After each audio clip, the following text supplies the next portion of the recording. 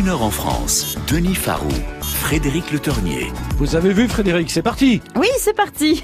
On retrouve vos projets, en effet, vos initiatives, vos réussites et notre patrimoine à découvrir évidemment.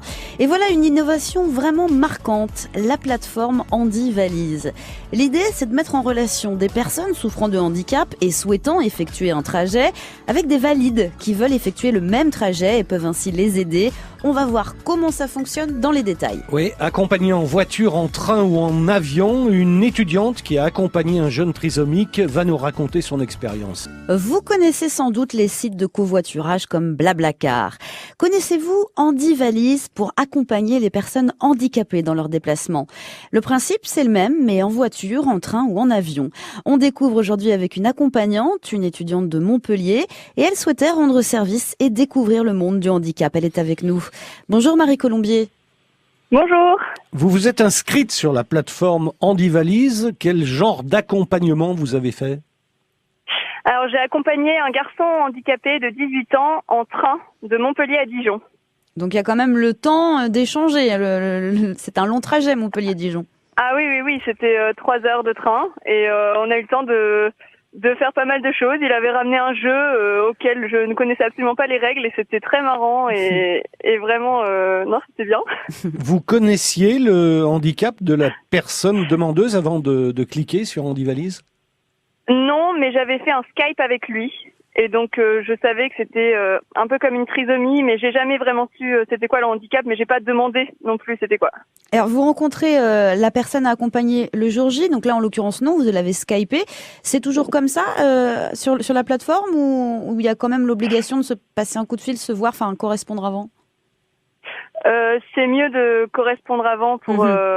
En l'occurrence, c'était mieux que le garçon me voie avant qu'il voyage avec moi. C'est rassurant pour lui aussi. Oui.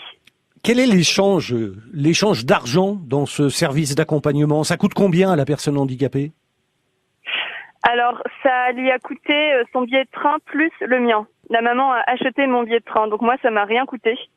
Et voilà, c'était l'échange, ça s'est passé de cette façon-là. Alors, ça veut dire que c'est pas un tarif unique pour faire tel trajet et accompagner une personne, on traite de personne à personne directement.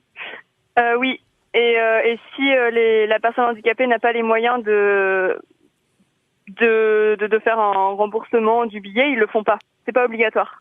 Il n'y a pas d'obligation, il n'y a pas un tarif prévu dès le moment où vous cliquez.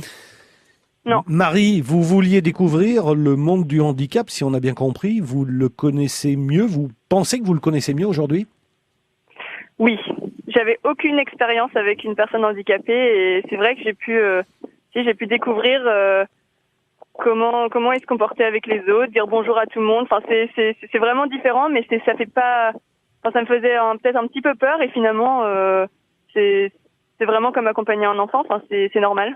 Et vous vous êtes senti utile à cette occasion aussi? Oui, il aurait pas pu faire le trajet tout seul. Vous l'avez fait une fois sur la plateforme Handi Valise. Est-ce que vous allez le refaire? Je pense que oui. Ouais, je vais le refaire. Est-ce que vous avez gardé contact avec la personne que vous avez accompagnée ou après vous n'êtes plus donné de nouvelles? J'ai pas gardé contact, mais par contre ils m'ont redemandé si je pouvais refaire un trajet que je ne pouvais pas faire. Mais je pense que ce trajet, il va devoir le refaire encore et je pourrais dire oui cette fois-ci. Est-ce que ça a interpellé un peu votre entourage, vos proches, parce que je suppose que vous en avez parlé forcément. Est-ce qu'on vous a beaucoup interrogé? Oui, c'est vrai que les gens connaissent que Blablacar et c'est vrai que faire un trajet, c'est aussi avantageux pour moi qui du coup ne paye pas le billet de train et c'est avantageux pour la maman qui devait sinon accompagner le fils elle-même. Et du coup oui, ça interpelle les gens. Ça, je pense que il y en a certains qui vont tenter l'expérience. Ça soulage aussi sans doute un peu les proches qui sont peut-être mis beaucoup à contribution. Et puis là, c'est aussi prendre un peu d'indépendance pour les personnes qui souffrent de handicap. Oui aussi. aussi, ne pas toujours devoir être accompagné par leurs proches. Alors, vous avez évoqué Blablacar, nous aussi, d'ailleurs, pour qu'on comprenne tout de suite de quoi il s'agit, mais il faut quand même expliquer quand dit valise, c'est beaucoup plus complet, c'est pour accompagner un handicapé en avion, en train ou en voiture, éventuellement. Oui, ça peut être pour une durée plus longue. Et puis voilà, tous les handicaps, on peut s'inscrire si on souffre de nombreux handicaps. Voilà, handicap mental, auditif, psychique, moteur, visuel.